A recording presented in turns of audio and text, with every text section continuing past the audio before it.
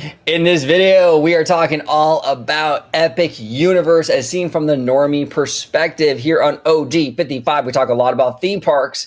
Tones, Poppy, family here at OG55 is more of a film guy. He likes the theme parks, but he isn't as into this world as we are. And I thought it'd be really interesting to sort of dive in and get his perspective on this new park over in Orlando, Epic Universe. We're going to talk about it. We're going to break it down up next on OG55.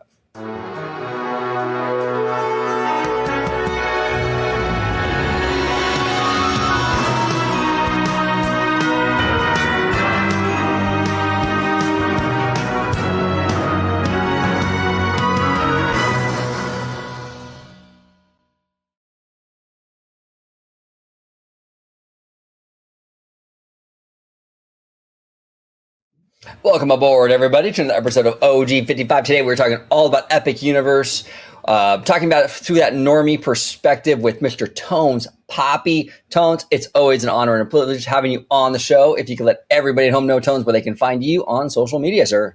Yeah, absolutely. Thank you, OG, for having me. As always a pleasure being on OG55. Love it here. Yeah, guys, if you guys want to find me at Tones_TV on TikTok and X, you guys can find me over there. Also, my YouTube channel, so Bat Dot Studios, where I do a bunch of movies, TV shows, trailer breakdowns. I've had these guys, him and George, on plenty of times, so make sure you guys go check us out there. And go to my podcast, me, X-Rod, Candid Camper, Zach. We have a lot of fun over there at Bat Dots Podcast. We do a bunch of random stuff, so if you guys are interested in that, go check it out. Absolutely. Make sure you show some love to Tones, and I'll be linking his channel information in the description, as well as at the end cards at the very end. You can click on some of the more recent collabos that the Italiano and I have had with Tones on his channel in terms of the Naked Gun trailer reaction. That was fantastic. And the Tron Ares reaction. So you can check a lot of that out at the end of this video. All right, Tones, let's dive right in. We're talking Epic Universe. Okay. Let's do it. Let's do it. So Epic Universe has 5 lands, right? So we have Celestial Park, which is essentially like the first land that you walk into, which is kind of themed to the stars, the planets, the constellations. That's kind of like your gateway into all these other worlds, right? So you have Celestial Park, you have Super Mario World, right? Self-explanatory. You got Isle of Berk. Now, Isle of Berk is based on the How to Train Your Dragon franchise. Pretty cool. You got yeah, and I think, and we talked about it here on the channel. I mean, that live action, I think that's going to be really cool, and I think it's gonna be a huge hit for Universal. Absolutely, that's a franchise I think that will translate beautifully into live action.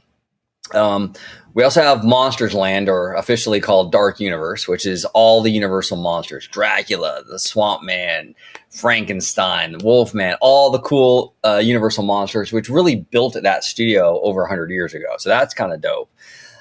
We also got Harry Potter. We got another version of this Harry Potter Wizarding World, which is kind of, this particular version is set in Paris, I believe. And it's kind of a hybrid between what we see in the Fantastic Beasts movies and Harry Potter, right? And there's a big attraction called the Ministry of Magic, the Battle at Ministry of Magic, I believe it's called. So those are that's basically what we have here in this park. So we got Harry Potter, we got the monsters, we got Super Mario and Donkey Kong, and we got the Celestial Park, which is like constellation themed, and How to Train Your Dragon. Okay, so absolutely. Before we dive into the video and kind of break this down, Tones, what are your thoughts overall in terms of like as a person, like, you know, booking, you know, a vacation package or what have you, you're looking to go to Orlando. Are these 5 themes, you know, Mario, How to Train Your Dragon, Monsters, Potter, are these themes for you strong enough to get you in the gate off the themes alone? Absolutely. So first I want to specify why I am a newbie, or how I am a newbie. I've only been to the Disneyland park a couple times, 2 or 3 times, and I absolutely fell in love with it. You know, as a kid, unfortunately, I didn't get to go frequently because I was in sports every summer, and the little vacation that we had, it was more of camping and all that stuff. So I went as an adult. Now, I could have been more of a, I probably would have been more of a, parks guy if I went when I was younger. But, it is what it is. I loved Disneyland. Disneyland was some of my, favorite times going, and we went as adults. I went with, more adults, that it made it even more fun. I wasn't a big roller coaster person, but going to Disneyland completely changed my mind, other than fucking, what was it called? The one that we hate, the one that goes Oh, up and down. Goofy Uh, Sky School. no, well, that too. Fuck that one. But the Guardians of the Galaxy one, Mission Breakout. Yeah. Mission Breakout, man, that fuck that ride too. But anyway, those are two rides that I really just don't enjoy. I just don't. It's just not my thing. But that's why I wanted to specify that for those who don't know me. Like I don't really go to the parks. So to answer your question, OG, yes, those absolutely get me to take a out. If I'm going to one of these, it can't be just for a day or two. I would need to go for at least 3 to 4 days at the very least. Of course, I would probably want to go, a week. I think that would be ideal if I, if I was wanting to go all the way to Orlando. I would definitely go for a week if I had to. But though I'm a huge Harry Potter fan, as of recently, sad to say, I just recently watched all the Harry Potter movies, and for the first time. And the battle, what was it called? The Ministry. A battle at the Ministry of Magic, I believe, is the official name. If I'm not That was mistaken. favorite parts of those movies was those fight scenes at the Ministry. Like, it was so fun to watch, and plus the Fantastic Beasts movies. Yeah, they weren't my favorite, but the scenes that were shot there were fun. They were fun to watch. So I would love to, go experience. And I seen a couple videos on TikTok of people exploring it, and it just looks like you're in the fucking movie. That's the beauty of it, dude. And would I love to go see that? Absolutely. And to top it off, I seen the dragon, Toothless, for How to Train Your Dragon. I seen the videos of it like roaming around, and you being able to pet the animatronic. Like, that's awesome to see, bro. Yeah. So it almost like, when I go to Epic Universe, or if I go to Epic Universe in Orlando, would I rather go there or Disney World? And I think that's a huge question that a lot of people are asking themselves. Where would you rather go? Because from what I'm seeing, this is really fucking appealing to want to go to, especially if you're into these movies, into these things that they have at this park. Oh, 100%. And Universal has a more of an edge than Disney, right? Like, you go into, and we'll get into it. We'll play the video and stuff. But like for example, like the Dark Universe area for the Universal Monsters, Universal kind of has permission to kind of get a little scarier. Like, that attraction is known as like a PG-13 ride. Like, you're not going to find that at Disney. You know what I'm saying? PG-13, no way. I mean, this ride is scary, man. It's scary, and that is a draw for a lot of people, a lot of normies, where they're like, hey, you know what? I like theme parks, but I don't want all the sugary shit, man. I want to go in there and I want to have a little bit of an edge to it, And Universal is your place for that. It gives you that counter programming for sure. So, wow. It's interesting. I do want to ask you real quick before we play this. As far as size in Epic Universe compared to Disneyland or Disney World, I mean, I don't know if you know the answer to this, but what's the size looking like if you were to compare the two? Let me see. I can tell you right now. Epic Universe acres. Because from what I hear, I mean, of course, Disney World is huge, but from what I hear, Epic Universe is just as big, if I'm not mistaken. Yeah, it's the theme park. It says here the theme park is about 110 acres. So let me see, 110. Okay, so if that's true, I'm Googling. So if 110 acres, you're looking at, like, Disneyland is roughly maybe 90 acres.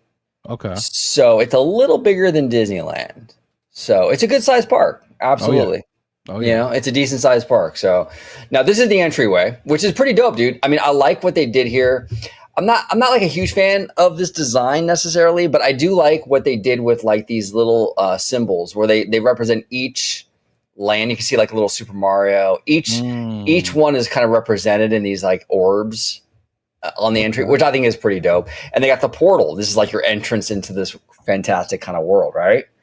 That's pretty cool. It's pretty dope. So so you start off here, and now once you go in, this is like that celestial park. This is Okay. kind of like that kind of hub of the whole park, which is themed to like the stars, the constellations, and what have you. The dope thing about this, man, and this is actually one of the things I think that like our buddy Slimer mentioned, and I'll pause it right here. Our buddy Slimer mentioned this, and I thought it was a really cool idea. And I don't even know if Universal even meant it like this, but when you watch a Universal movie, the logo is like the stars and like Earth, and you see Universal across, right? Yeah. Dun dun dun dun, right? I think it's kind of cool to start off a Universal Park experience with that kind of like space theme because it kind of is Mhm. like the physical version of that Universal logo in a lot of ways. Absolutely. Did they Absolutely. mean that? I don't know, but I thought that was pretty neat. But Wow. Okay. right, it's kind of interesting. But let's see here. So yeah, this is basically you're going into it. This is that gateway into the park. This is Celestial Park. A lot of fountains. That's beautiful. Yeah, it's really pretty. This is the hotel. Now this is the hotel where you could stay. It's in the park basically, so that's Wow. definitely a perk if you were to stay there. So you got that. I'm sure they're gonna have like shows and everything on that lagoon. A little Vegasy. You've been to Vegas before, right? Yes. You getting Vegas vibes? Absolutely, and I think it's because of the water fountain and the hotels in the background. Vegas is well known for just random fucking fountains in the middle of the hotels or on the side of the sidewalk, and of course you got all the hotels on the strip. The only thing that's different from here in Vegas is this would be fucking filled with drunk people, and you don't see that here. Yeah, and girls in like booty shorts and high E- heels. Exactly. Yeah, but Well yeah, said. it's interesting. It's interesting. Yeah, I'm definitely getting like Bellagio, Vegas vibes. And it's a Um, beautiful hotel as well. Beautiful hotel. yeah, absolutely. They got a rooftop bar at the very top. I think right here actually, with Wow. that little circle thing, whatever. That's a bar. So that's pretty crazy. So yeah, this is kind of like the spine of the park. And what is this park represent? Anything specific, or is it just called Celestial Park for out of nowhere? It's Celestial Park. Yeah, it's just basically like the yeah, space theme basically, constellations, planets, Cool. that's kind of like what they went with. And like I said, like Slimer's theory was that it was kind of like the logo in physical Yeah. form, which I mean, if that's what they were going for, that's absolutely brilliant. I don't Well know if done. that was. We were kind of speculating, but I mean, I kind of like to think that's what it was, because I love that idea, Absolutely. you know. Okay, so the first land that we're going to kind of dive into is How to Train Your Dragon. Now, each Okay. land has these portals. So you go through these portals, and then you enter said land. I want to ask you this, Tones, because we dive into this stuff all the time. Like, and theme park nerds, we get really douchey sometimes, right? Like the nerd, like when you're nerdy about something, you can kind of get nitpicky, right? Yeah, very nitpicky. Right, and that's why I'm like, okay, I want to get that normie perspective. This land you walk through and you're in How to Train Your Dragon. Now, you can see here off to the left, this yellow roller coaster. That yellow roller coaster is Stardust Racers, which is actually part of Celestial Park that we just saw. Okay. As a normie, if you walk through How to Train Your Dragon and you can see the coaster from Celestial Park, as a normie, does that bother you, or is that a theme park nerd problem? Yeah, it's a theme park nerd problem, bro. I honestly like if I was to see something from a different park, I get why some people would be upset, but at the same time, it's like they only have certain amount of space they can work with for certain things, and they Right. want to try to make it the best they can. There's some rides that are going to be bigger than others and stuff like that. But if like this right here, this walkthrough, and you're in a portal, like how brilliant is this fucking idea for one? Like this was well done that you're walking through a portal and you're going into a moment in time where you can experience something that was in a movie. So well done here. I don't have any problem with seeing any kind of ride in the distance. Obviously, like if you're in what Star Wars land in Disneyland, like you're surrounded by a bunch of mountains and stuff. Like around it. And was it called? It's not called Star Wars. Galaxy's Edge. Galaxy's Edge. There you go. You obviously can't see much because you're surrounded by a bunch of like big buildings and stuff like that. So if you were to look out, you can't really see much. Yeah. But here it's a little more open, and you could see, other rides from different parks. I personally don't have a problem with it. I'm taking it. A lot of people do. In the park community, it's been a topic for sure, and it's like, but that's the thing. That's why I like getting your opinion on it, because you're more of a normie with this stuff, right? And I don't think the normies, like as park nerds, it probably bothers theme park nerds. Oh, like, you're right here. Yeah. Oh, I got you. Continue, and then I'll ask the question. Oh yeah, no. As partners, we kind of dive into this as, when you go through the portal, you're supposed to be fully immersed, and if you're seeing elements of the other lands, it kind of maybe pulls you out of that immersion. But I made I made the argument on the channel too, where it's like that might bother like us theme park nerds, but does the family really care? Does a family from Colorado, does a family from Japan, do they really give a shit that you can see this coaster from the other land right here? I don't think many families do. Like, I'm a nerd about it, so for me, yeah, it triggers my OCD. But I mean, I can see why, like Universal's perspective, where they're like, well, the family, our bread and butter, the vast majority of the theme park going audience is not going to care. You know what I'm saying? Let me ask you this, OG. If you had to throw a number out there, if they were to put a wall of whatever the case may be, let's just say it's a brick wall so it doesn't show other parts of the park when you're in this land, right? Let's say they had to put up a wall. You're thinking what, hundreds of thousands of dollars for this wall to be, whatever installed and whatever the material they're using. Like, imagine if they didn't use that money on that wall that that a lot of people want, or something to take that out of their vision while they're in this park. Imagine if they took that and put it into a different ride. All the walls they would have to build around around these lands, so it would so people couldn't see other rides from other parts of the park. I think the money, obviously, it looks beautiful from what I'm looking at. I'm thinking they might have took that money that they saved from that and put it into something that might be appealing to the eye for normal people that visit these parks once in a while. You know what I'm saying? 100%, Tones. And that's the thing. A lot of these companies, money is not infinite, right? It's like even big companies, they have budgets and what have you. So a lot of these companies, whether it be Disney, whether it be Universal, you got to make the call. So are we going to appease the 12 nerds on Twitter that are upset with the sightline? Or are we going to appease the millions of families that don't care? They're going to appease the millions of families that don't really care. They're going to put that money towards other things. So yeah, 100%. And 100%. my mindset as well. And it's like, I'm probably not going to go a lot. I would love to go here, but I'm probably not going to go a lot as some of the people that are diehard fans. But it's like, I'm not going to know that that ride in the distance is from a different park, nor am I going to really care. Like, I think it's cool if once we go to theme parks, or if you go to, like, say, Six Flags, for instance, I like seeing sometimes, the people screaming and they're having a good time, like on some of these roller coasters. And I don't know what roller coaster most of the time what it is, but it looks like they're having a good time. You know what I'm saying? But in my head, I'm not thinking, wow, I could fucking see them in the distance having a good time. You know what I'm saying? Right. But I do understand, as far as like you're in this land, you want to only see stuff from this land. I understand that mindset, right. But the money they saved from doing all that and putting it into little details when it comes to this park, it looks like that's what they did here. Like, I would rather have that.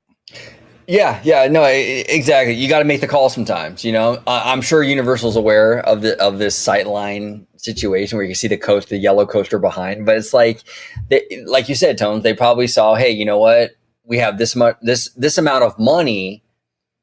Yeah, we could fix that sightline. we'll make a few people happy in the nerd community, but the families don't really care. Let's go ahead and take that money and actually put it towards something that families do care about, And I get the theme park nerd perspective too, because I am in that community. I do see it like that sometimes, where like if you have a portal and you go through that portal, you kind of expect to like only see that land when you get in there. You know what I'm saying? So I understand that perspective, but I really like to step out of that nerdy perspective sometimes, because a lot of times it's out of touch. A lot of times the regular people, the regular families, the soccer moms, they just do not care at all. Yeah. One of the lands I don't like at all really is at Disney, California Adventure, is the Pixar Pier.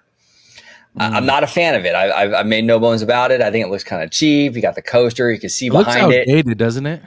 Yeah, it looks dated. It's just like kind of like, okay, I think Disney could do better. But it's like, I'm coming from like a theme park nerd perspective where I want like elaborate theming and all this immersion. It's like the family doesn't care though. That's like one of the most popular lands in that entire park. Yep. There is a divide between the nerds and the normies, for sure. So, yeah. And now real quick, do you think Disney thinks, or whatever park you're going to, do you think they think about that when they are making these parks and making these parts of the park where they're like, hey, we might want to block this off because you could see it from a different side of the park? Or how do you think their mindset is when they're doing all this? Yeah, I know Disney does. I know Disney does put that into factor that into the equation. But Disney's under a bigger microscope, and there's so many years of nostalgia. Wow. And isn't that cool? Yeah. Generational stuff with Disney, right? So you have a lot of people who are Disneyland fans who will go into Disneyland and like nitpick, right? So Disney's aware of that, but it's a balancing act, right? Like Disney doesn't want to piss off the nerds, but at the same time, they also have to play to the normies, who are really the bulk of the money they're making. So it's a balancing act. Now, Universal enjoys a little bit of freedom with this, because Universal isn't as much of an emotional situation, where it's like people go to Universal, they have fun, but it's not like that Disney thing where it's like, oh my gosh, my mom's mom, went to this park, and, we have generations of memories here. Universal's a little bit more laid back. So it's like, fans are looser with it. So they can get away with a sightline issue like that, and the fans aren't going to get really on them. Disney's a little tougher, Yeah. So there's the history affects it for sure. The history of Disney, the history of the Disneyland does affect, especially people who go there constantly. I could see that side of it for sure. Yeah. Well, that's the other thing too, is like the people that go constantly, it's tough, man, because you have like and that's why I try to limit myself going so much, because you do kind of get into a mindset when you get in there where like these places get kind of boring after a while. So then when you're bored, what do? You start looking around. Oh man, that light bulb is out. Oh shit, that there's a little chip right there in the paint, because when it's your first time, you're not looking like for stuff like that. Like when I went to Walt Disney World for the first time, like 2 years ago, I didn't notice any of the problems that like a lot of the locals were complaining about. I was going there, I was having a blast. Everything was new to me. So I was so like just enveloped in the newness of it all. But once you go a lot, that newness wears off, and you start to really notice and kind of nitpick a little bit more, Yeah. So, I remember when we first went to Disneyland, and after the first day, Marcus asked me, do you feel like when you walk into Disneyland, it feels like, like a magical experience? And at first I thought about it, and I was like, a magical experience? Like, what are you talking about? I thought about it again. I'm like, dude, yes. Like, I feel like I'm like immersed into Disneyland. I feel like I'm like into the history of what happened in this park. Like, I feel that shit when I walk in, and I didn't think about it while I was in the park. And it was so weird the way he specified it too, because I didn't think about it until he mentioned it. I'm like, yeah, because we were leaving the park. I'm like, I walked out, and I'm like, okay, now I see the reason why people love coming here. Like you're just attracted to everything around you, and it's fun to see. Like, so I could see that for sure. Yeah, no, it does. It does. Especially when you're new to it, it's like that that energy, that vibe, dude, it's like, wow, this is a pretty cool place. You know what I'm saying? Yep. It's a pretty cool place. And that's why I like to keep that kind of like special. You know, I try not to go too much. Now, and now everyone's different. Like our buddy George, he can go all the time and it's still special to him. Yeah. He can go a lot and it doesn't affect him. Some people it will affect. Yeah. For me personally, it would affect me. If I went too much, it would ruin it. You know what I'm saying? So everyone has like a different kind of threshold. But like, I mean, that new, like when you walk into these places and you're new, like for you, like going in Disneyland for that first time must have been crazy, like surreal. Yeah, like you never been there before. You're walking through, you're going down Main Street, you see Galaxy's Edge. I mean, Galaxy's Edge, even if you don't go on any rides, is wild just to walk through it. Yep. You know? Absolutely. And by the way, real quick, this is jaw dropping what I'm watching right now. This like everything on here is so perfect from the movie. Like it just looks spot on. This is amazing to watch. Yeah, absolutely. Universal has really stepped their game up, like with theme parks. Ever since Comcast bought them, they've really taken it seriously. I mean, this is gorgeous. Absolutely gorgeous, you know? So let's dive into some of these other lands as well, though. Let me go ahead and we'll do Super Nintendo. Now, we actually have this out here in California, in Hollywood. Not as big, though. This is way bigger than the one in Hollywood. What are your thoughts on this? You like the aesthetics? Do you feel like the vibe? You know, yes, no, maybe not. Yes, absolutely, I do. I'm a big video game guy. Most of you guys know, some of you guys don't. I love video games. Mario was one of my favorite games to play growing up. Being able to look at this and almost feel like you're in the fucking game is every kid's dream, dude. And imagine us getting all this at 10 years old when the game, you know, playing the game for the first time, being able to see that, dude, it would be the most magical thing you can ever see in the world, especially for people who loved Mario growing up. Mario Kart, Mario Party, like those games were so fun to play. You know, play with your brother, your sister, like you can play with anyone. Like they weren't extremely hard games to play. So being able to see this and experience this, I mean, look at that visually. How perfect is this? You see the fucking mushrooms, you see the plants, you see the coins, the question mark blocks. Like, oh my god, man, this is so appealing to me. Well, I'm glad you brought that up too. Where that is perfect. It's like straight from the game. Yeah. I'm glad you brought that up though. Like as a kid, like young OG, like I grew up in the 80s. Like that was my childhood, was the 80s, right? And like my teens were more like the 90s.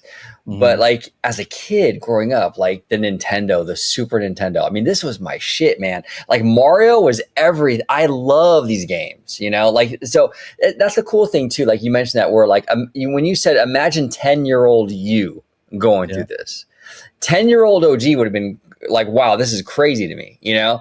Now I'm not a gamer so much. I don't game like at all really, but back then I did. Like Nintendo was like, I loved it. So if I was 10 years old, dude, we had at my local mall, right? At my local mall in the 80s, we had it wasn't even like an official like Nintendo store. It was a Capcom store. Oh, yep. I know exactly what you're talking about. You guys had those too? Oh yeah. We had one at our mall as well. Yeah, and so it wasn't even like an official Nintendo store, but even just having that Capcom store, it like going in there as a kid was like magic. Oh yeah, I was like, this is awesome, man. So something like this would have blew me away as a kid. Absolutely blew me away. You know, I mean, it's mind-boggling that this is even real because I mean, obviously, being in a video game, it's very different from seeing shit in the real world, but you could not have made these things look any better. These visuals and these animatronics look any better, bro. Like it just looks fantastic. Yeah, no, they did a great job. And this land, they learned, I think, or they had the blessing of size, more or less. Like in Hollywood, it's really cramped and everything. Out here, you have it's more spread out. You can kind of breathe. It's got a lot of kinetic energy, but it's not like on top of each other, which is good.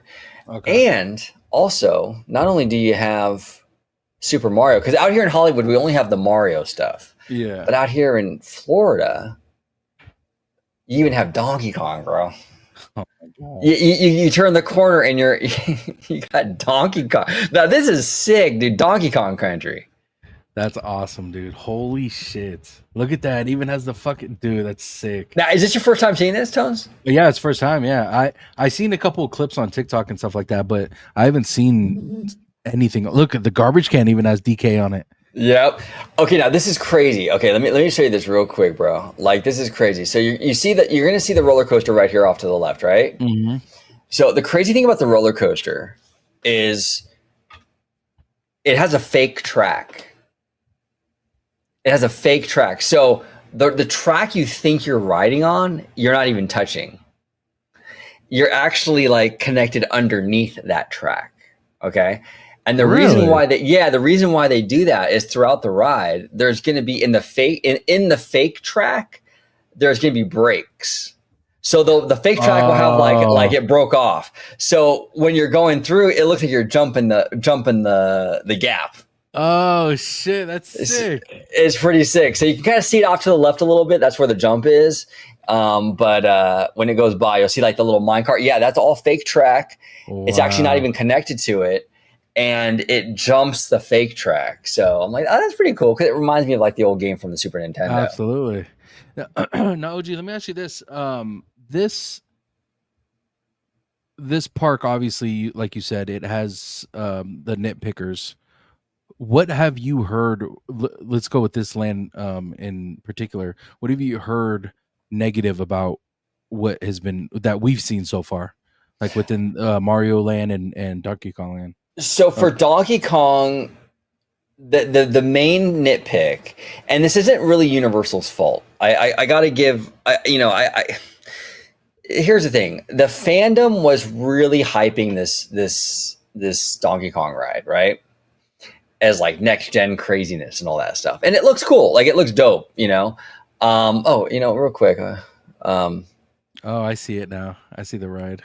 Yeah, it's pretty dope. It's pretty sick. So yeah. So actually, this is actually from Japan. Actually, okay. I wanted to double check on that. I didn't realize that. Okay, but it's the same land. Okay. Yeah, the same land though. But anyway, see that's the fake track. See how it's not touching it?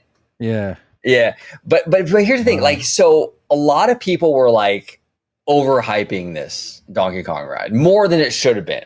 Dope attraction, but overhyping it where it would really never meet that expectation, right?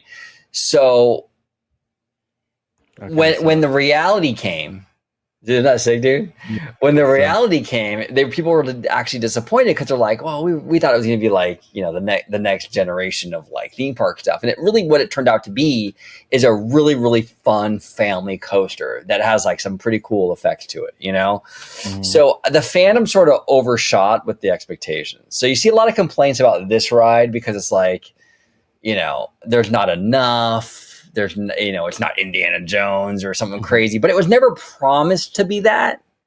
It was the fandom overhyping it. And I felt that was unfair to Universal, in my opinion. And I hate that even when it comes to movies, bro. Like a lot of these huge movies that come out with huge names, huge IPs, you hear the same thing, like, oh, this movie's going to be great. And you go watch it and you're like, yeah, it's all right.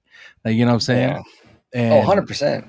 And it's, I mean, obviously the fandom, you got to love and hate it sometimes, but I guess I could see it if you're like a huge fan, but at the same time, you can't nitpick too much either, You can't nitpick too much. Yeah. And there's been a lot of controversy. I know you're not as into the park, like fandom and stuff, right? But like on X and what have you, a lot of controversy with a lot of various like, accounts overhyping stuff for this park in particular, because it was like, but not overhyping it where like they're just excited, but overhyping it like setting the wrong expectations. Like this is still a physical place, right? And there's still going to be flaws, and no park is perfect. Even Disneyland, the first one, isn't perfect. But yeah, I think sometimes the fandoms can kind of like do more damage than good, right? Like with the film stuff. Like sometimes you could overhype something where it's like you're setting the expectations, you're setting the bar so high, unfairly high, where the thing can't even meet it. Like it's not even possible. You know what I'm saying? So that was a big problem. I think probably the biggest problem for this park was that actually. I think a lot of people were kind of overdoing it, and the park turned out amazing, absolutely amazing. But like the fan kind of rhetoric going into it was doing more damage than good, See, unfortunately. no, it's kind of, I don't want to digress too much because No, you're good. but watching movies now, it is a lot different from when I used to watch movies, just because I cover them. Even TV shows, I cover them, and I don't get me wrong, I do nitpick when it comes to a couple things. I'm guilty of that. Yeah, But we all there, do. but sometimes I also take a step back and enjoy what I'm watching, the cinematography, the storyline. Yeah, and I go in knowing this isn't going to be a perfect TV show or movie. I go in thinking the storyline is very intriguing. Let's see where they go with it. And unfortunately, it sounds like the parks are the same way. Like you go to these parks consistently, you're going to see little things that you didn't see when you first walked in that might be a problem now, but you don't notice it the first time because you weren't looking for it. But now that you're not you in particular, but people who Right. cover Disney or people who cover theme parks in general, yeah, you're going to see some things because for one, you go there frequently, and for two, you're in that community where you have to talk about what's going on at these parks. So you're going to see things that most people not only aren't going to care about, but most people aren't even going to see to begin with. So Exactly. you do have to take a step back from time to time when it comes to the people who cover these parks, and take it for what it is and know that people actually enjoy it. You know what I'm saying? And Oh, like I said, I'm not talking about you or George or your right. channel, but you and George always tell me about people who always talk shit about Disneyland and Disney World and all that shit, Right. and who do nitpick to the extreme, with good intentions or bad, we don't truly know. But that's where in movies now that I see, I'm the same way. So, for those who just stop nitpicking too much, you can nitpick Yeah. things that you don't like. I understand that, but don't like the little scratch that's on the fucking the side. It's like, come on, bro, really? You're Come pissed on. about a scratch? Yeah, it's ridiculous, bro. Okay, here's the thing. A perfect example of like the fan normie gap, fan normie divide, right?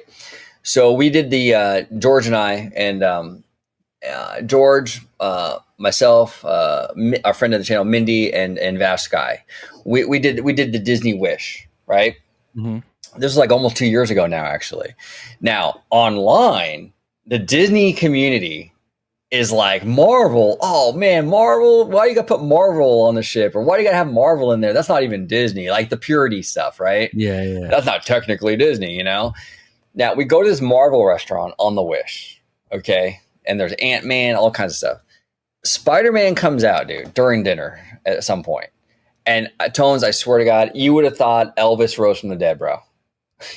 The Really? normies were climbing over each other to get to this dude. Like he walked in, it was chaos in there. Like the normies were going nuts that Spider-Man was in that restaurant. Now, if Like you would have it talked was Tom Holland himself. like it was Tom Holland, like it was nuts the reception Wow. this Spider-Man got.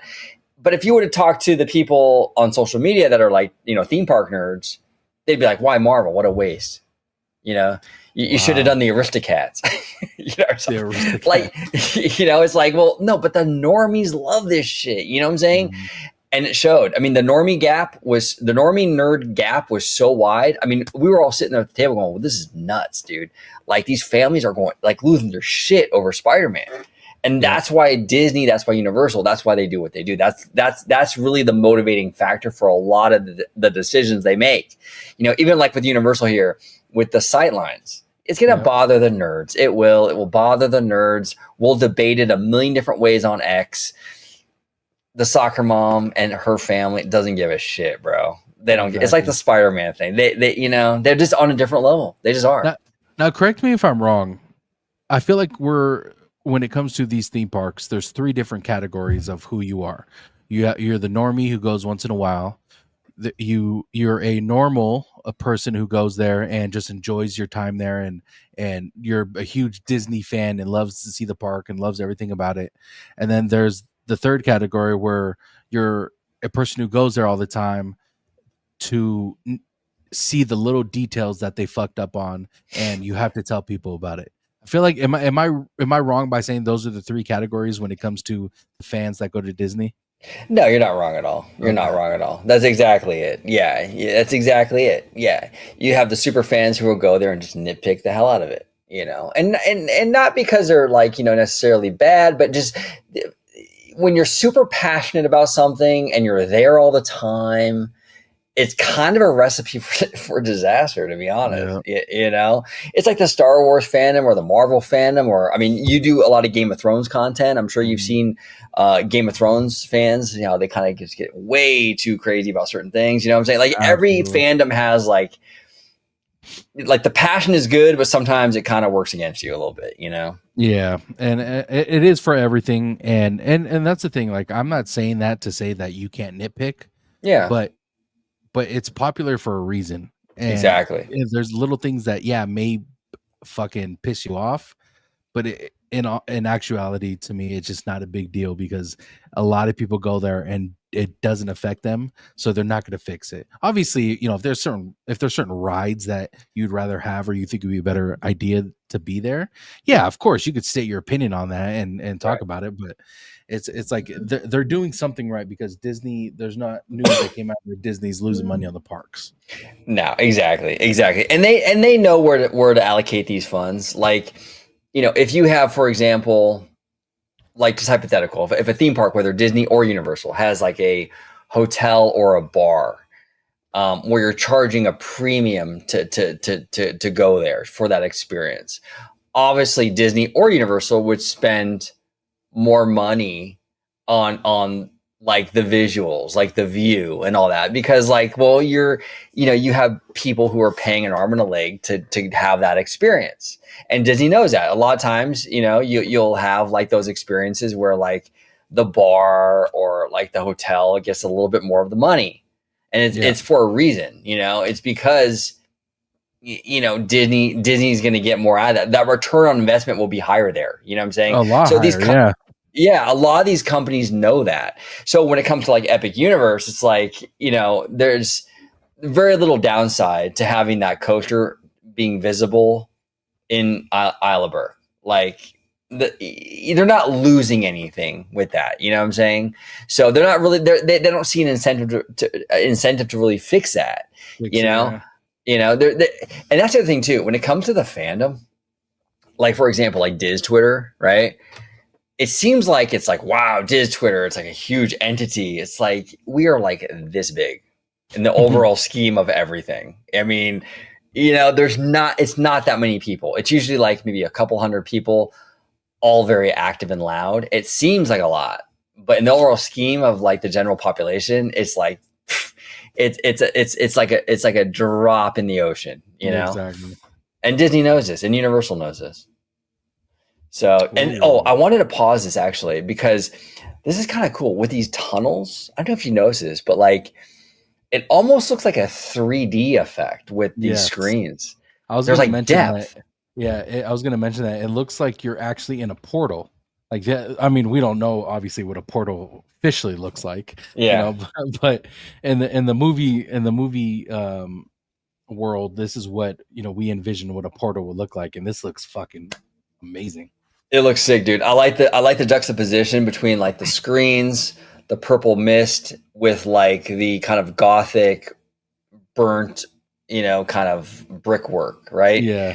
I like that. It's pretty dope. So you enter. This is Monsters Land. This is Dark Universe. Oh, okay. So you're going through here, Excuse me. and you come out the other end, and this is where you're going to see like Dracula, the Wolfman, um, Okay, real creature. quick. Pause it. Pause it Yeah, yeah, real quick. I got you. We don't even got to go into detail, but why is there nobody in these parks? Is this like a special event or what's going on? Like a Yes, lot of these stuff that we've seen, there's just not a lot of people in the park. yeah. This park isn't officially open yet.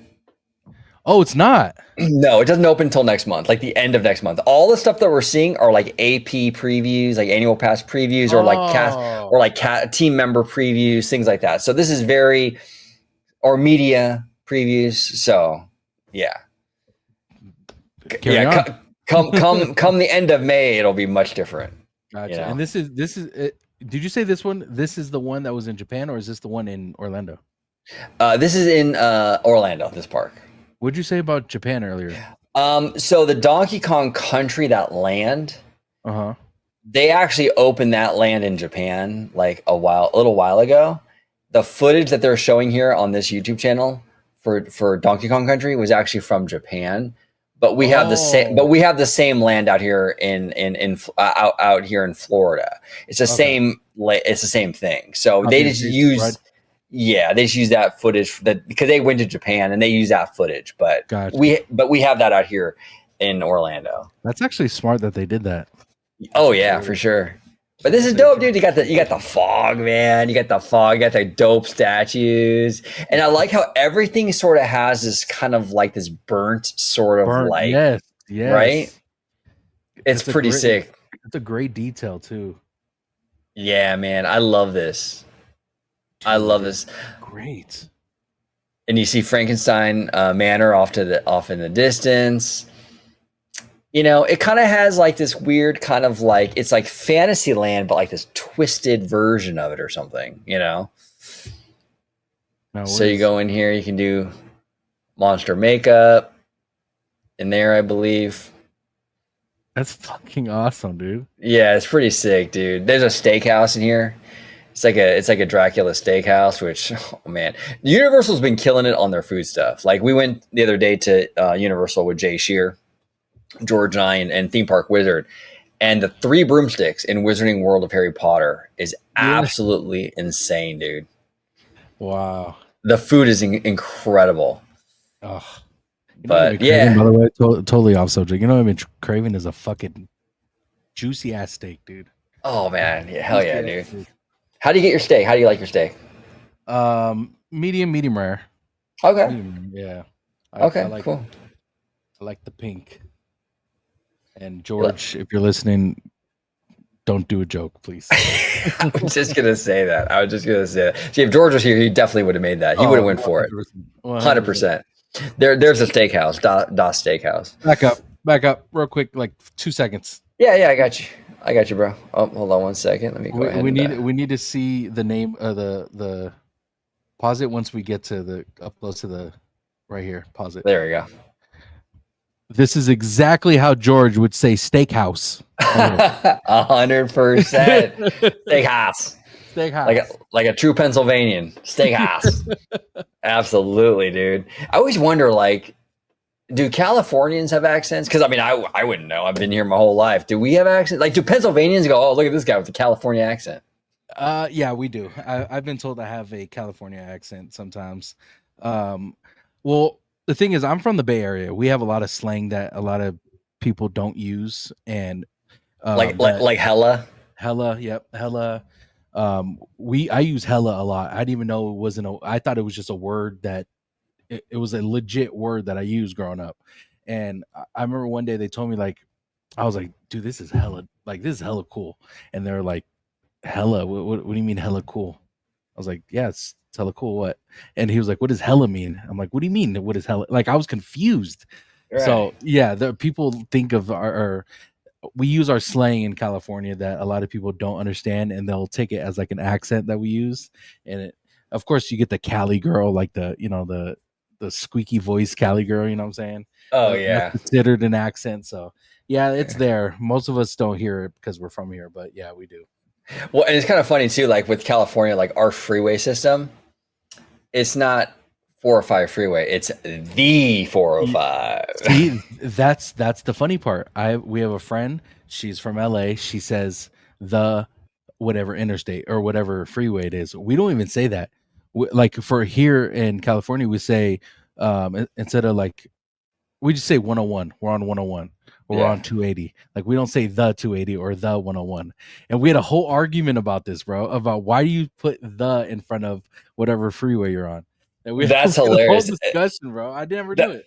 That's a total LA thing, I think, right? Yep, it is. And that's the crazy thing too about California is the different cultures. Like Southern and Northern Cali, very different places. Mm-hmm.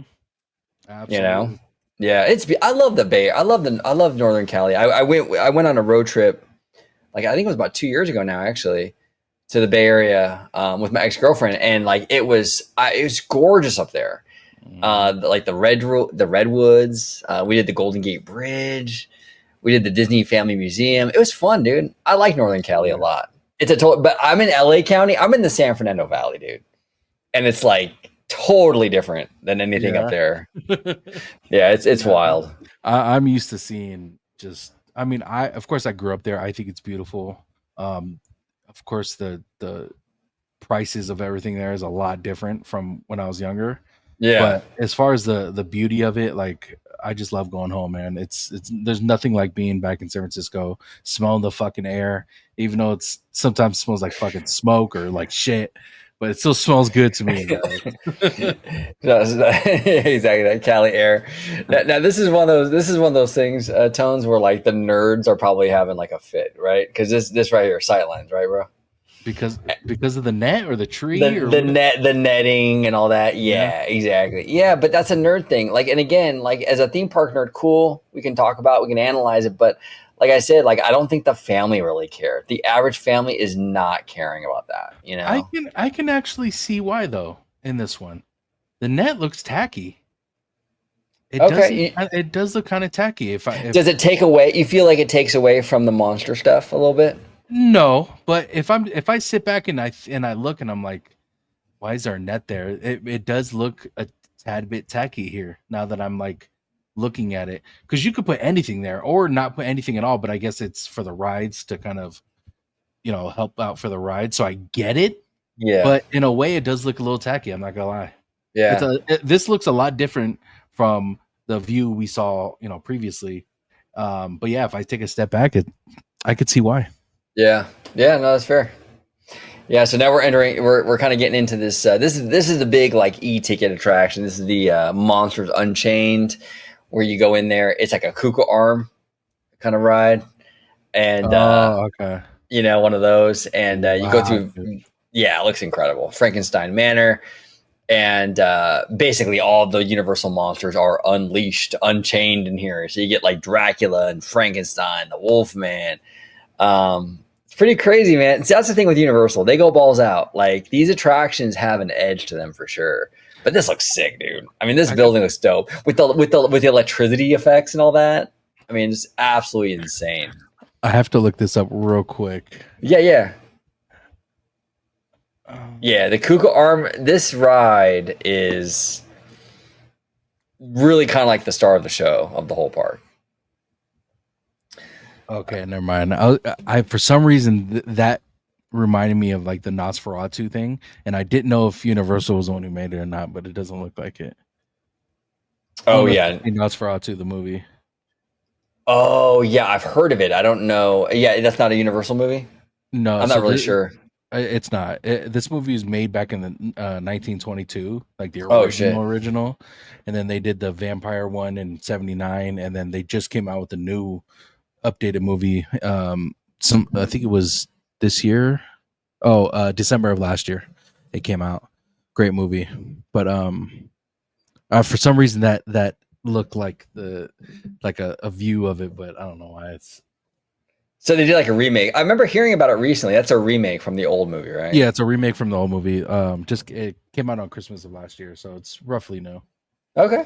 Cool. Actually, I think this guy right here is Clint from Clint Gamachi from Thrill Geek, friend of the channel. Pretty cool guy. Really nice. Yeah, I'm like, oh, a little cameo in there. Now this is now this is actually the attraction in the front of the park, Celestial Park. Gotcha. This is the yellow coaster you see from the How to Train Your Dragon Land that the fans are going nuts over. But it's a dual kind of thing. Yeah, actually, bro, this is crazy. Now, you won't catch me on this motherfucker, dude. I'm not. You won't? No? No, I'm not doing it. I'll wait in the gift shop. I'll wait. Yeah, I'll wait in the gift shop. But there's actually in the back of these coaster cars, there's a flux capacitor, bro, from Back to the Future. No shit. Yeah, isn't that dope, dude? Yeah, that's awesome, bro. Isn't that sick? But so this coaster is, I mean, it doesn't look like much during the day, but at night, like Lit it's up supposed, and yeah. The coaster, it looks like comets, kind of like going around. okay, okay, Yeah, nice. it's pretty sick, dude. It's pretty sick. And if you're a thrill junkie, man, and you're into coasters and stuff, this is probably going to be your thing for All sure. right, OG, I got a question for you, brother. Sure. You you've been covering Disneyland for how long? Oh man, I've been doing it. I mean, I've been in the community since like the late '90s, dude. Long ass fucking time. Like, dude, like AOL was like I was in like the news groups on America Online Oh talking fucking Disney, OG. dude. Like this shit is like, yeah. Okay, to I don't know if you know this. This is kind of a loaded question because I don't know the answer to it either. But at what point don't someone like you who's covered it for so long and get invited to some of these things to film and do like even for movies for me like yeah I get to cover movies and I get sent early screening to movies which is it's a blessing like I have fun doing it but at what point when it comes to being a content creator do you get invited to some of these things because you've been covering it for so long dude you know. Oh yeah. Oh yeah. I've been in the fandom for a real long time, covering it like as a content creator, really since like 2016. Um, Disney and Universal have two very different approaches when it comes to that kind of stuff. Like Disney, you got to be huge. You got to be Yeah. huge. Like I only have like 6,000 subs, so for Disney that's not a whole lot. I've never been invited to any of it, right? So But yeah, never. But like our friend Jack from DSNY, he's got like I think like 200,000 plus, if I'm not mistaken. Last time I checked, and he only recently started going. Like so, mm. it takes a lot. Disney has like you have to really be huge, right? But not even Disney in general. I mean, obviously you cover Disney quite frequently, but there's other Yeah, things that you cover when it comes to theme parks. You always cover Universal. You always cover um what's the other fucking park? I'm blanking on it.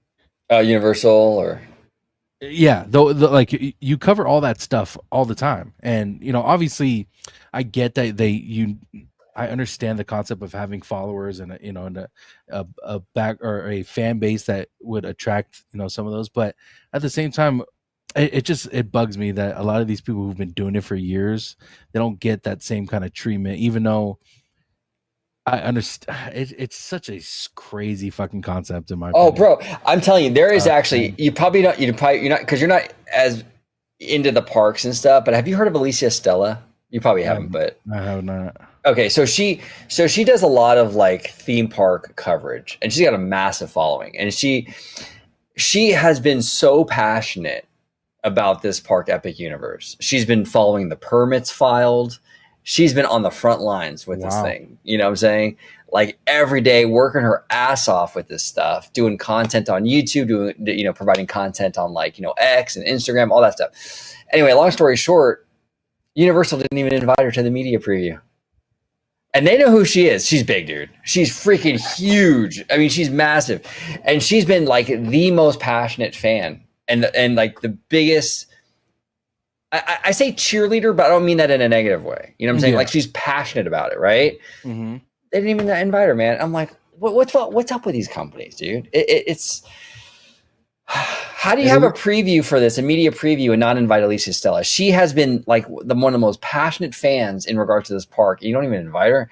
I don't know. And she's really, really cool, man. She's really professional. She's real chill. So she takes it all in stride. But I'm mad for her. I'm like, Absolutely. dude, Alicia, like, fuck. Absolutely. And in the Game of Thrones community that I've been a part of, I have a lot of mutuals with hundreds and thousands of followers. Like it's cool to have people like genuine people who love Game of Thrones and love to talk about it.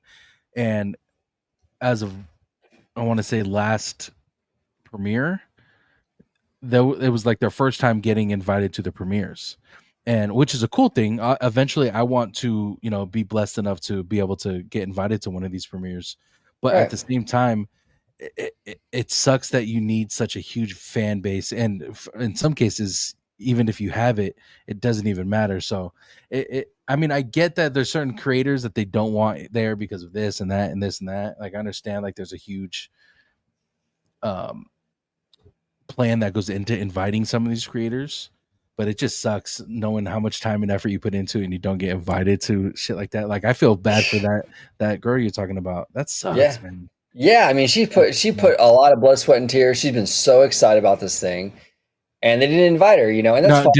did she state that she was upset about that? Like, did she say like, "Wow, I didn't get invited to it"? Or No, she's very what's the word for it? Like, I guess professional is the best way to put okay. it. Humble. Like, she's not one. Like, she didn't complain. She's like, hey, it happens, and she's continuing to cover these parks and still doing it and all that stuff. But no, she hasn't been complaining. I mean, I was mad for her because I was like, how do you not have her there? Like, she is like the one. I mean, she's the one who's been covering this like crazy and doing like all the permit work and all this stuff. But they never reached out to her, and I'm like, that's really messed up. But you're right. A lot of these companies. Now this is crazy. Harry Potter is like freaking. Oh my Yeah, god, can bro. we pause it before they get deep into it? Because Yeah, bro. I want to hear your. I want you to continue your thought on what we're talking about, and then I want to go to this. Yeah, this is crazy. But it's like a lot of these companies have like weird little things, right? Like, for example, and I don't know, I've never been invited, but like maybe Disney, right? For example, they look at a channel like OG55, and they're like, they're fair, they give us a fair shake, but I mean, they do drop the F-bomb quite often, though, you know what I'm saying? And things like that. So these companies are looking at it also, not even like you were saying, not even from a numbers perspective, but also just from like image, like, oh, we're Disney. This creator says bad words. George makes sex jokes. So things like that, where it's like they won't invite. Right now, I'm fine with it. I don't even need the invite because I just have a blast talking shop. Also, the other thing too is that once they do invite you and you accept it, there's a level of expectation. These companies don't really typically do that without a little bit of like, hey, talk good about our park and make sure you say yeah. that. Yeah, okay. Yeah, and I don't want to feel that pressure anyway. I like the fact that we can just talk shop and we can criticize or we can praise, but yeah, it's crazy, man. But yeah, that comes into play too. So these companies have these little things where like, oh, well, I don't know, that particular creator does this particular thing, so it could be anything. But this is crazy. The scale of this thing. My God, dude. Can you believe this? Dude, it looks huge. Hit play. I want to get into it, bro. I want to get into it. This looks like I haven't seen much. All I saw was like the inside of the ministry, but I want to see how big this is, bro. Look at that. It looks like you're in the fucking city. Bro, it's like to scale. It's not even forced perspective. Like, this is actually like Paris. Wow, bro. It's incredible, man. Speaking of Paris, Paris Hotel in Vegas, I went to there, and I'm a coffee guy. I don't know if you know, I was a barista. I'm a coffee guy. I had the best fucking coffee that I've ever had in my life at the Paris Hotel, and it wasn't this crazy like espresso or this or that. It was just a brewed coffee, normally brewed, nothing crazy about it. And oh gee, let me tell you, this thing was so good. I asked the waitress, and it was a buffet that we went to. I asked the waitress, what kind of coffee is this? She brought a fucking huge ass bag that they have to like full brew because of there's a lot of guests. It wasn't nothing crazy, and I had the best coffee. Oh man, top tier, best ever. Yeah, best ever I've ever had. Everything about it was, it tasted fresh. The bean they used was amazing. I don't know what even it was till this day, but man, I had the best coffee there. Okay, Tones, let me ask you a question. I asked you how you like your steak, how you like your coffee. I basically with coffee, like OG, I just get it black. I'm a black coffee kind of guy. I don't put anything freaking in it.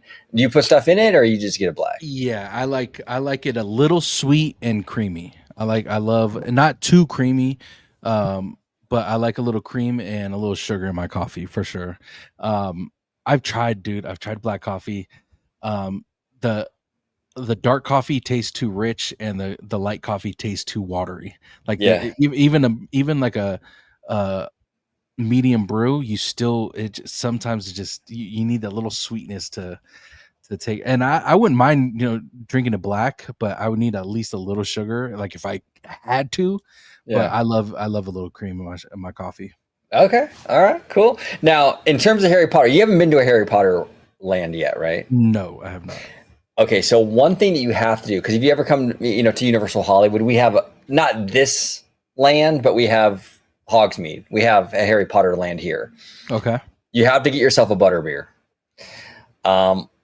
We went the other day, Tuesday, with Jay Shear, and he had a butterbeer for the first time. He was like, "This is delicious, man." It's kind of like if you like cream soda. I love cream soda. Oh, dude, you will be all about the butterbeer. It's got that cream soda thing. It's not too sweet though. They don't like pile on the sugar. It's got that frothy kind of like it's almost like an actual beer because it has like the froth on the top. Oh man, it's so good. You'll love it. Funny you said that. I was just on TikTok Live and I told them I want to go to Universal, and one person in the chat told me I need to try their butterbeer, and I was like, that's exactly why I want to go, is to try the butterbeer. Like I think that's the one thing I want to do the first day I go is I want a fucking butterbeer. Oh hell yeah! It looks so good, dude. Looks so good. Next time you're in Cali, dude, you, me, Italiano, Marcus, we'll do a whole OG crew, Let's trip down there, bro. I'm down. Let's do it. We'll have butterbeers, I'm down. Yeah, this is wild in here though. Look at the theming. I mean, this is absolutely insane. And look, there's no. I mean, hey, the nerds love this, right? There's no sightline problems here. No, not at all. You know what's great? You know what's crazy? I'm gonna bring back the Paris Hotel real quick. The part I left out was the street lights. It looked like, because you're inside, right? You're inside the hotel. The street lights while we went to brunch. The street lights were because it looked like the street like this. They were dimmed down because in Paris, the time that was in Paris, it was nighttime. So you got the aesthetic of real Paris, what the streets will look like if you were in Paris at the time. It was so dope. I was like, why is the light so dim? They're like, oh, it's it's nighttime in Paris. That's why. Oh, that's sick, no bro. Shit. Yeah. I love but that. Obviously, you can't do that here because it's fucking bright as hell outside. Florida, and with all that. Yeah, I mean that's cool though. I like that, and that's the cool thing about Vegas, man. It's got like that Disney Universal theming, but it's adult nightlife, right? Absolutely. Like now, when you go to Vegas, do you do that whole thing, Tones? Like what's your when I used to go back in the day, I used to go clubbing, dude. I used to fucking club. I used to love it. There used to be a club at the Wynn Hotel called Trist, and that shit was crazy because there was a giant waterfall in the club. Yeah. And it was wild. And I used to do all that stuff, and I haven't done it in years. I don't even know if clubbing is even a thing anymore with young people. I don't even know if they care about it or whatever. They do. They still, oh yeah. Okay, cool. But I mean, what's your go-to though? When you go to when you're in Vegas, do you do that stuff, or are you more like just kind of like a chill at the bar kind of guy? So to be I've went one time. The one time I went, and I had a lot of fun. It was fun to drink, at 8 a.m, just chilling, having a good time. It was cool. I'm not a big bar club guy. I just don't have fun there. It's just not, you can't meet, if you're going there to meet women, it'd be cool, but you can't really talk to anyone there, because it's just so loud. You're just dealing with a bunch of drunk people. It's just not my scene. All right. Yeah. When I went and it's definitely not the spot if you're looking for a relationship, even if you meet someone over there. 100%. 100%. But I actually enjoyed the people there. Like, the people were actually fun, cool, and there was not a lot of problems. Most of them were nice. I genuinely had a good time in Vegas. But I'll chill at the bar and drink and play the slots. I think I'll have more fun doing that for sure. Yeah, that's cool. That's cool. I like that too. I like that a lot, actually. Just having a few drinks, chilling with friends, walking around the strip, Mm-hmm. Yeah, Vegas is a fun town. We actually saw, 2 years ago for my mom's birthday, we went down to Vegas. We saw Sebastian. I can never pronounce his last name. The Italian dude, the comedian. Sebastian Mana something. What's his fucking name? I saw him live. You know what I'm talking or something like that. Yeah. Oh, he's freaking hilarious, dude. Yeah, he's fucking so funny, bro. So Oh, funny. we saw him there, and I was dying. That's my Follow first. Coco or something like that. Yeah, like this older Italian dude, man. He's so funny. But yeah, so crazy stuff, man. Epic universe, you know. This is kind of your first foray into this park a little bit. Like you haven't seen too much, so you got to see quite a bit today. So that's kind of cool, Tones. Absolutely. Do they show the ministry in here or no? They don't show the attractions. Universal is not allowing like Okay, footage, okay, so they technically can't film in here yet. So okay. he's just kind of doing like an overview of The the park. outside. Okay, Yeah, gotcha. yeah. This part is very Vegas to me, like Oh yeah. way Vegas or LA. We have actually out here in LA. I mentioned it in our other Epic Universe video. We have the Americana shopping center over here in Glendale. And then we also have the Grove in LA. And it's like these trendy LA malls, right? You know, kind of giving this vibe too, 100%. You know, but cool stuff, man. Really, really cool stuff. But we'll see. We gotta plan a trip, dude. You know, 100%. we gotta plan a trip. And I'll end it off with this, bro. Like, if is I enjoyed watching this on the screen. I think if I ever went there, it would be a magical experience. I love seeing things that I visualize or that I see on screen, and I always visualize what it would look like in real life, like if it would look good. And what I saw in this video, OG, it's every kid's dream to see that kind of stuff in real Oh life. yeah. Oh, 100%, dude. Yeah, see It from looks so good. it looks great. And see, yeah, like you said, like see from that kid perspective, if you're a kid and you're going to Mario Land, come on, you know. You're gonna have to drag me out crying out of there if I'm 10-year-old Tones. You're dragging me the fuck out of there, and I'm kicking and screaming, dude. Oh, 100%. Yeah, same with 10-year-old OG for sure. And here's the funny thing too, not funny thing, but cool thing. The rumor is one of the land's expansions for Epic is going to be Zelda. I mean, that's like just freaking perfect because they actually have Zelda references in that Nintendo Land already. So they're already kind of Easter egging it. You know what I'm saying? Yeah. Fuck, man. Let's go, G. We need to plan something, bro. Let's go. Let's book it. We'll vlog it up, brother. But yeah, absolutely. We'll get Theme Park Wizard. He's a travel agent. He can book it for us, and we'll get going here. Shout out to Theme Park Wizard. Hell absolutely. Yeah. Absolutely. But Tones Poppy, it's always a pleasure having you on, brother. If you can let everybody at home know where they can find you on social media, sir. Yes, sir. Appreciate you, man. Thank you so much for having me. Guys can find me at Tones_TV on TikTok and X. Go to Bad Thoughts Studio and Bad Thoughts Podcast. Go show some love to those channels. You guys will have a good time over there. But thanks again, OG, for having me. Always a blast with you, brother. Absolutely. And I'll be linking all of his channels, socials, all that in the description and on the end screen cards after the show. Stick around after the show. You can watch Tones, myself, and the Italiano kind of reacting to some trailers and stuff. So really fun stuff. So stay tuned after this for that. We're 9 followers away from 600, so we're almost there. Almost there. 600. So make sure you subscribe. Let's get this man to 600 and then the road to 1,000. Let's do it. Yes, sir. Let's do it. Thank you all for watching this episode of OG55. And until the next time, see you. Thank you for watching OG55. If you aren't already, consider becoming a member today.